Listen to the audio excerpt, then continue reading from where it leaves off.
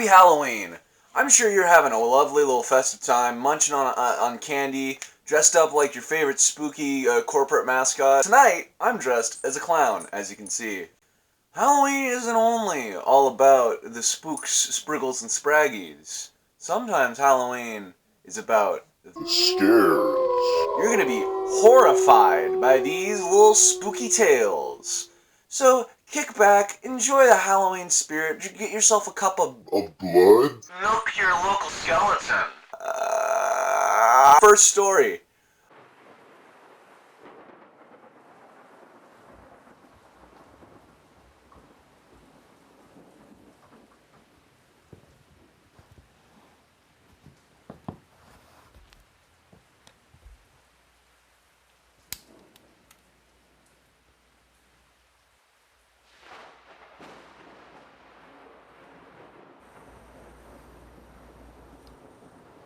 Hello, and thank you for inviting me to tell my tale. Today, we are going to be looking over the story known as The Mutant.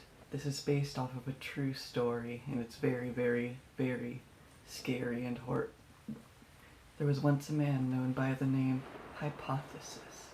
He was known to be what some may call a scientist.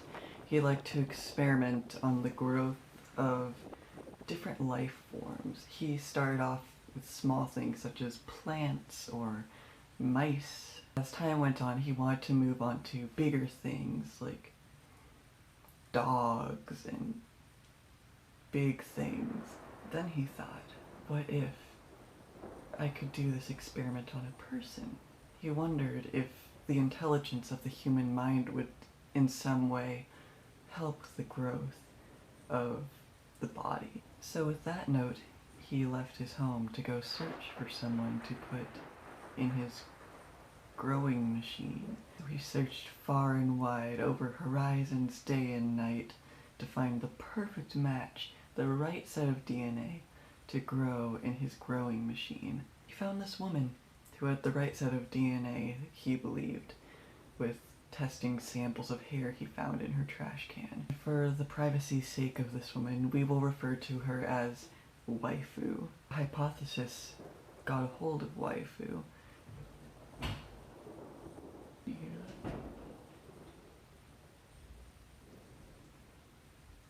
Weird. He took her back home. They were laughing and dancing. She had no idea what was going on or what was about to happen. As any other gentleman would, he took a bat to the back of her head. So he threw her into the growing machine. And then over a period of time, she became 10 feet tall, about. And that was around the height he was wishing for.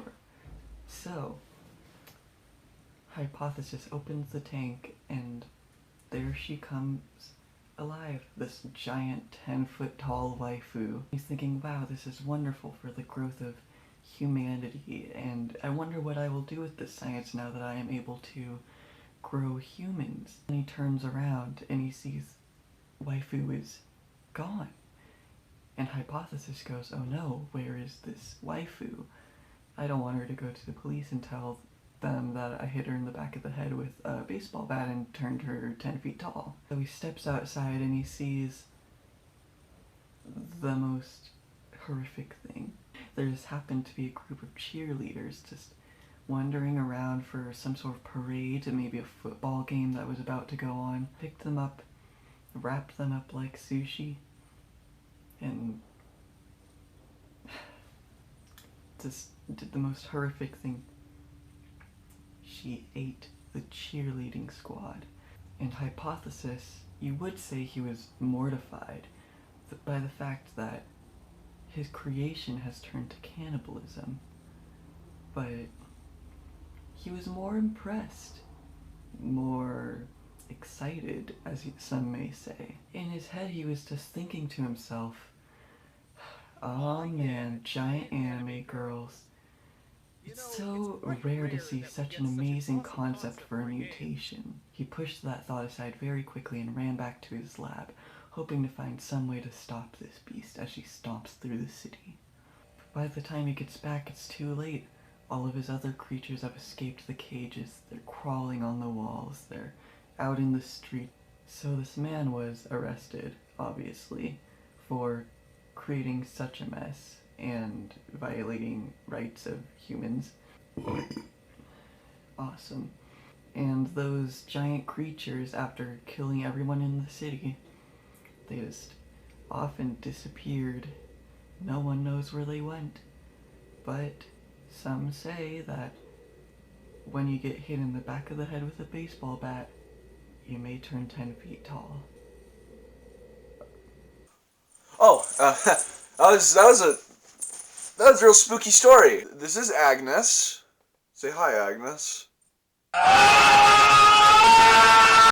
Agnes has a special ability to commune with any soul, so we're gonna be doing that. I have a local friend, local clown-ass normie, who has a story to tell. So through this pumpkin, we're gonna get that. Now I'm sure you don't want to see me holding this clown-ass pumpkin, so I'll be clowning around elsewhere while this clown tells this story. Fuck! One late night, walking through the forest, I came upon a wounded deer. How was I walking, you may ask? Well, it's a long story. It began many years ago, in a small hovel in mid-eastern Europe. Austria, I believe it was. I was a normal gourd, sitting there in early October, when I was snatched by a raven, carried through the sky like a fish under an eagle's claws, when I was dropped, tumbling down through the trees into a cauldron surrounded by brambles and poison ivy. Does that even exist in fucking wherever? As I sat there in this weird ass stew, vines grew around me and a brain formed within my head. That disappeared right after. But yeah, now some cool vines. Anyway, so yeah, that wounded deer. So I ate that shit. And a small person walked up. Hey, more food, baby. Yeah. The fuck you trying to do, bro? You trying to square up? Bitch, I'll fight you. How was that? Okay, shut the fuck up. Story time's over. Fuck. Wow, that was an impeccable tale. Now, I think I have a final little story to tell from my own little clownish brain. Why don't we go to someplace a bit more spooky?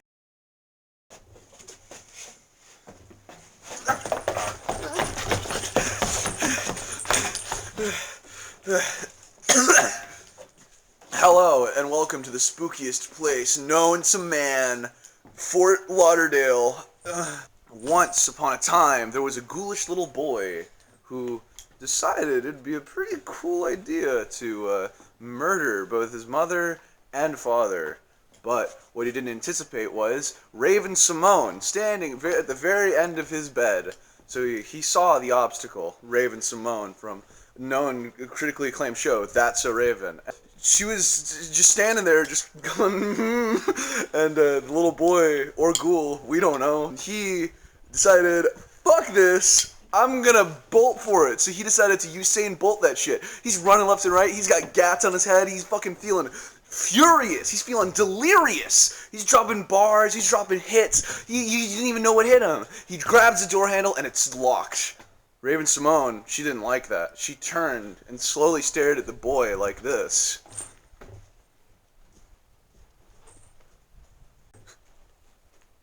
Okay, that's dear. Okay, stop it! Get the fucking. She was looking at it like this. She was doing the beta male smile. Holy fuck! So the kid, with zero options, came up with a new option. He dropped 16 milligrams of ayahuasca and started tripping fucking balls. And you know what that did? Raven Simone understood his actions to practice his religion and disregarded. She just kind of walked on out. She fucking unlocked that door. The boy walked out. He grabbed his gat. He grabbed his piece. He grabbed his 9-iron. And he walked into his parents' bedroom and he was getting ready. He was getting ready, and he then had a realization that God was inside his brain. That's the twist. A twist alert, motherfuckers! Give me a twist alert!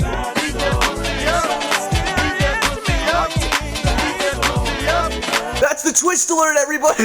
His brain was Jesus fucking Christ! So, do yourself a spooky solid, go to church tomorrow, fucking burn that shit, please help, I am lost. These men, they know where I live, and every time I try to leave them alone, they just break back in and kidnap me away. I'm afraid of the police because my dad left me at a very young age and I have authority problems, so I'm not calling them. What should I do? Vote in the comment section below. Please fucking help. I'm in grave.